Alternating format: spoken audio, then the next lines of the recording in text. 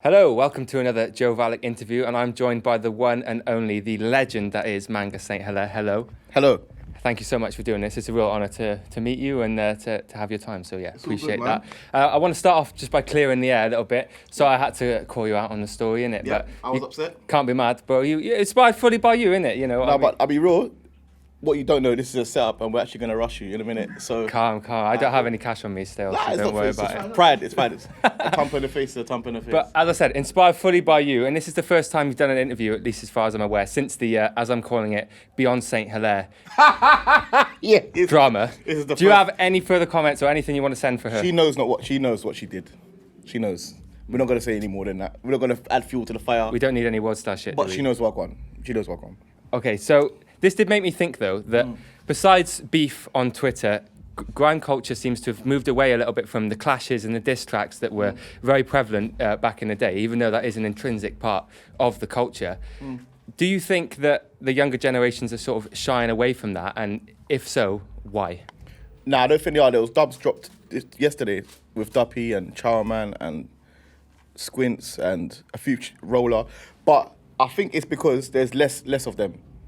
So obviously back in the day, there was a lot more MCs, so more tension separately. So I can send for someone there from North London, to someone from South, and it's just like, oh, we can just send it. Doesn't matter. Obviously it does matter, but it don't matter. Now where there's not as many, they're a lot closer knit. So I guess the problem's just they just sort it out. But yeah, they're clashing now, man. Yeah. I think they should keep it up, to be fair, because Yeah? it's fun. It's good publicity, isn't it? You like the fuckery? Yeah, it's a bit of fun, isn't it? It's not Is it always, is it that's true the thing. fuckery, though, or is it just No, like, that's what I'm trying to say. it's just a bit of fun? I think a lot of like fans like it because like, oh yeah, it's clashing this energy, but there's a lot of stuff that comes off that sometimes. You have to know if I'm clashing someone or I'm saying stuff we're sending, it can turn into something. So There's got to that be is a part. respect there a little bit. Or sometimes you have to know you're gonna have to say you're gonna hear something that you're not gonna like, and you're gonna say stuff they're not gonna like. So you have to live with that too. So it depends. It's not always a sport. It's not like battle rap. See, like battle rap is like we're sported. I can clash someone. I can battle someone next week, and it's fine. This is like a more personal thing. So it depends. This is a very exciting moment for me because you're the first person I've interviewed that's had their very own fire in the booth. Big up on that. Well, no one even watched mine. Yeah, mine was one of the best ones as well. It was sick. But I want to know how does it feel like when you've made it there? You're in that studio and Charlie Sloth is doing his thing, shouting at you. Like, what's it feel like? It's alright, but it just feel like normal. I ain't gonna lie. But it's good, because it was like I done it when I was at BBC when it was on BBC One Extra. I've been there loads of times, so it weren't no different. I'll be so raw. I wrote my lyric, said the bar. I done it in one take, which I didn't know that was a thing. I didn't know people do it in different takes. You man of shit. But I done mine in one take, and Charlie was, oh, that was sick. That was one take. I was like, oh, I thought everyone done it in one take, and then I went about it. I've known Charlie for a while, so it wasn't that mad. I'll be so raw. It wasn't even safe. It was just alright. And do you have any inside knowledge on the type of compression that they put on his mic? Because it must be intense. Well, I don't know the compression, but I know they use a Neumann U87, and that's one of their best mics. So that helps. You know what I mean? And they have a lot of equipment in there. Yeah, so big up the Neumann U87. Yeah, classic mic. Yeah. Now, I, amongst many other people, became very obsessed once with that legendary Socks and Manga set over on Radio Panic. Yeah. Amazing bars from Socks, incredible from you. Your reactions were absolutely priceless. Yeah. Really great, loved it. But can you think of any other times where you barely knew what to expect, but you left feeling absolutely shook by what just went down? Like most of my life, if I'm honest. Like today, like saying we had to go get food, it was rubbish. I thought it was going to be good and it weren't. I wish I can remember the name of it so I can call it out because that was rubbish. Most places, everything I do, I don't really go expecting much. Like the socks thing, I don't know if anyone knows the story, I'm sure I've said it before. That I was in Brussels or Belgium? Brussels in Belgium, I think, yeah. I was in Brussels. And we went there. I didn't know he was going to be there. I never met Socks. Obviously, I knew who Socks was, but I never met Socks before. So before, I was with the person who brought me over, the promoter, and I went there. And I didn't really know I was doing radio. I'll be real, I didn't know what I was doing. Anyway, so I went there, and then as I've gone up the stairs, it was like a little room, and Socks was in there. And I was like, oh yeah, what gone? And then I spoke to him for like 2 minutes, and then I thought he was doing something else. And then we went in there, and we done the set. So when you saw us spitting, that's the first time. You'd never seen him? Yeah. So I was like, I've just met him like about 2 minutes before max. So it was real like, oh right, that was sick, man. Big up Socks, man. Big up Socks. Big up. I love the way you use humor as well in your verses, just in your content. Like it's amazing. It's a coping mechanism. Yeah. Does it work? Like I'm still here. You know what I mean? I ain't jumped out the window yet. Not yet. Well, we've got this next question. So, on your Reddit Ask Me Anything, you cited... Why do you know all that? Oh, go on. You cited, quoting here, the first Eskimo dance when Titchy said, "Let me see the gun fingers," as the best reload you'd ever seen. We just listened to that on the way here. Yeah? Yeah, we listened to it again on the way here. But yeah, it was. I want to know, what's the best reload you've ever received? I've ever received. I don't know. Do they all hit different, or is it the same feeling? Because I never had a reload myself. It's a great feeling. That is as a Grime MC, that's the best feeling. I know man say, oh no, that's the best feeling. Yeah, no, but Tinchy's one at Eskimo dances, yeah, definitely my favourite because it's crazy. The rhythm, the dropout, the crowd reaction, mental. I don't know what my best one is, but I like all of them. Do you remember your first one? Yeah, okay, I remember one of my first ones was Eskimo dance, under 18s Eskimo dance was an MC competition that I'd done. That's before I was like in roll deep. I was just like, you just trying the thing, and I got a reload on stage. That was like my first. I was spitting the bar on a stage in front of people, and they went mad. And that was after that I just started doing drugs. Core memory though, still. Yeah, it really was. It was in Ealing Broadway, and I still didn't get any gallop after that, but it was good. Takes a bit of time. The guys liked it. Now, you said that your number one life motto is "Go bed, man." Yeah. Is that still true? Firstly? Yeah, because it solves everything. And there's a big no sleep culture in music Not today. over here. I was gonna say what. Not over here. My culture is sleep. That is my culture. Before I'm black, I'm asleep.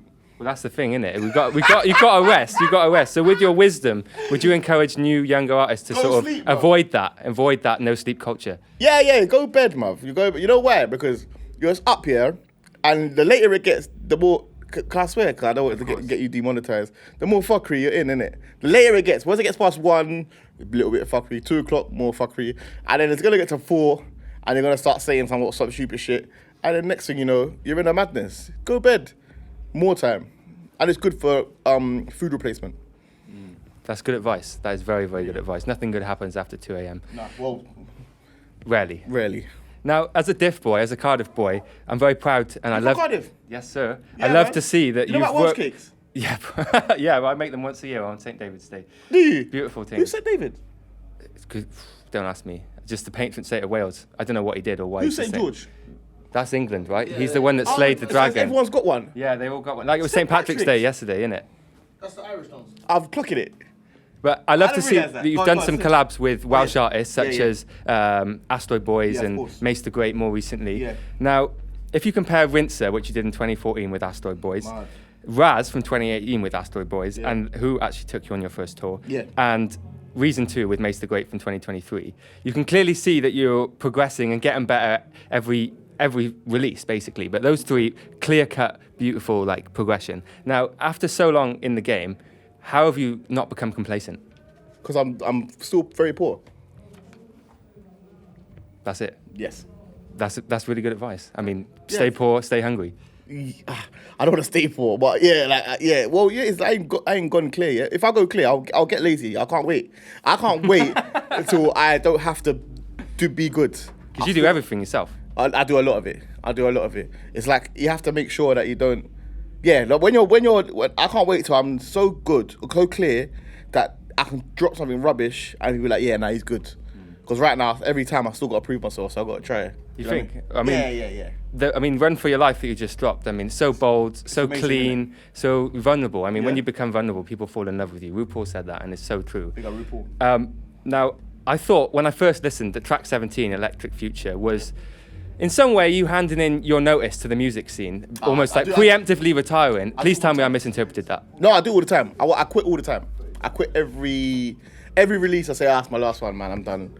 And then someone else will be like, no, it will go well. It will go a little bit better. So like when I wanted to quit before, like people like Outburst from the Outskirts was like, oh, my last one, I'm just gonna give it a go. And then that was received quite well, and I got a few things off that outside. It just kept like little bits like, oh, stay here for a bit longer and see what I want.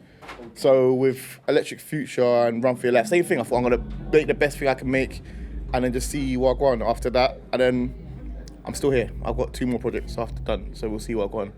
Yeah. That's good news. I'm happy to hear that. Yeah. Not gone yet. Don't leave yet still. Not yet, man. I'm old though, man. I'm tired, bro. I'm tired. You're gonna see in a minute. I'm gonna be very exhausted on stage. Just go bed, innit? Yeah. Now, this isn't really a question. I just got a couple stats for you that I've done a bit of maths. So you have 157 Spotify releases, 50 features on Spotify, 66 YouTube videos, 39 beats you produced yourself on SoundCloud, and countless radio sets and interviews. And that's all since 2014, since you became Manga Saint Hilare. Now, See, that's why I'm tired. Can you see? I can see. I think it's time to change the narrative, you know, from manga being underrated to we're just... I don't say that anymore. I don't say underrated anymore. I tried to drop that out because someone kept saying it. You're saying it and it's like it sticks. What you say sticks in it. We're just ungrateful. That's what I was going to say. No, I'm not saying. You just tried, innit? Like, no, I don't try. I don't say underrated anymore. I try not to. Do you know what I mean? Yeah. So it's like that. But I didn't realize that's a lot of stuff. I mean, some of them are probably singles and stuff, but you've personally put all them things on there, promoted them, made the videos, like, respect. God. But how do you remember all those bars? Or do you remember all those? No, some of the, unless I perform them regularly, like, so even, I got a song called Together with D-Double, and I haven't performed it often, and the food was rubbish. Sorry, the food was rubbish. Oh my God. Poor food. Ordered lamb, was it? No, ribs, rice. Ribs, rice. Terrible recommendation, I'll be real. But we're cool, the sound is great. So what was I saying? You were saying all your bars, DWE. Oh yeah, so the tune with D-Double, obviously it's not long come out, but I haven't performed it often. And I tried to do it a few times. I tried to do it in Cardiff the other day, and I don't remember the words. It's like a muscle memory, you know what I mean? You've got to rehearse. Yeah, you have to. But then when you're releasing, and like, so by the time you've heard Run For Your Life, I've wrote next whatever, so I don't really listen to it often, so it's confusing, you know what I mean? Like, yeah, so I don't know how I do it, we get it done, you know what I mean? Yeah. Well, last question now. Go on, okay. A bit of a nice one. Now, I want to know, you've got a lot of plants. Yeah. What value do they bring to your life? It just look cool, and I like the feeling, and it just brings peace to my home. Like that, yeah. Fake. Mine not fake. You know what I mean? No, yeah, so it brings peace to my home. Like, I don't have a big house, but I like to calm. Like, I'm a person that like to be in a house and just, you know what I mean, a calm, clean space. And the plants them give me something to focus on, like little water, see them grow. It's nice. Yeah. Beautiful. I love my plants too. Yeah? Big monstera. It keeps growing. That's the only problem. It just getting bigger. That's true. Taking over my whole gaff. Like. That's true. You have to be prepared. You start with one little one, then it's like a whole. I ain't got space for anything else, if I'm honest. But, you know what I'm saying? We'll see what I got. Somehow you keep coming home with new plants. You know what I mean? I actually got one in my boot, in my car right now. I'm not gonna lie. That's actually funny you said that, yeah. Right, well, that's the end of my questions. Anything else that you want to get off your chest? Anything you want to plug? Anything you want to ask or say? Make sure you vote Tory in the next election. They're doing a great job, and we want to make sure Rishi Sunak is elected into 32 years more power. Peace to the world. Yes, sir. Thank you so much, Manga. Love that. Love.